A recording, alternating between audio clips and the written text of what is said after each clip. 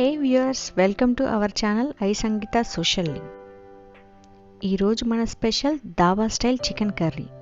దీన్ని ఇంట్లో ఎలా ప్రిపేర్ చేసుకోవాలో ఇప్పుడు మనం చూద్దాం. ఖచ్చితంగా చెప్తున్నాను, టేస్ట్ని మీరు మిస్ అవ్వరు. యాజ్ ఇట్ ఈజ్గా నేను చెప్పినవి ఫాలో అవుతే. మరి ఇక స్టార్ట్ చేద్దామా? ఒక 800 గ్రాముల చికెన్ని తీసుకొని నేను క్లీన్ చేసి పెట్టుకున్నాను.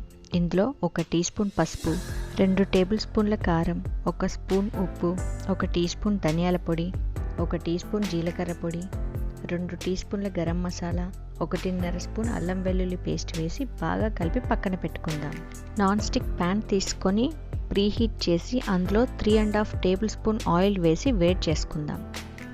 ఆయిల్ వేడైనాక మ్యారినేట్ చేసి పెట్టుకున్న చికెన్ని వేసి హై ఫ్లేమ్లో ఫ్రై చేసుకుందాం. ఇలా 6 నుంచి 7 నిమిషాలు లేదా ముక్క సగం ఉడికే వరకు బాగా ఫ్రై చేసుకుందాం. చూడండి, ఫ్రై చేస్తుంటే ఎంత మంచి కలర్ వస్తుందో. తరువాత ఇంకో బౌల్లోకి చికెన్ని మార్చుకుందాము.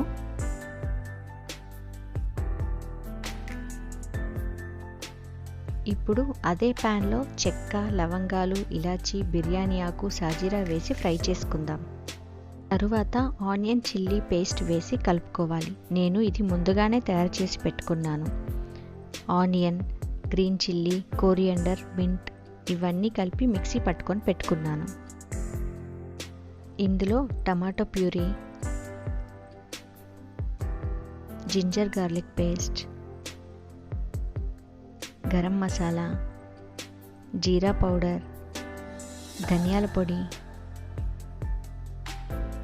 సరిపడినంత కారం వేసి బాగా కలుపుకుందాం. ఇప్పుడు 1/2 కప్ వాటర్ పోసి రుచికి సరిపడా ఉప్పు వేసి కలిపి మూత పెట్టుకుందాం. 3 నిమిషాలు అలానే ఉంచుతూ మధ్య మధ్యలో కలుపుతూ ఉండాలి, ఎందుకంటే అడుగు అంటకుండా.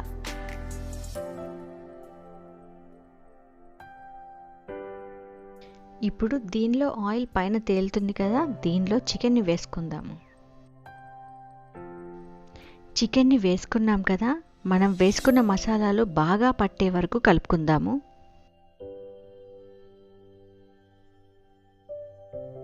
ఇప్పుడు ఒక 2 నిమిషాలు మూత పెట్టి తరువాత దీనిలో సరిపడా వాటర్ పోసుకోవాలి.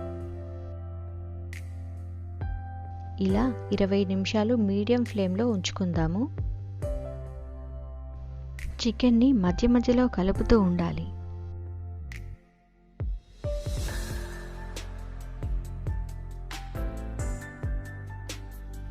ఇరవై నిమిషాలు అయిపోయింది. ఇప్పుడు దీనిలో కొంచెం కసూరి మేతి వేసి ఫ్లేమ్ ఆఫ్ చేసుకుందాము. మన దాబా స్టైల్ చికెన్ కర్రీ అయిపోయింది. రోటీతో కానీ పుల్కాతో కానీ ఏదైనా బాగుంటుంది. ఇక వెయిట్ చేయడం మా ఇంట్లో వాళ్ళ వల్ల మాత్రం కాదు. మీకు ఈ వీడియో నచ్చితే please like, share and subscribe to my channel.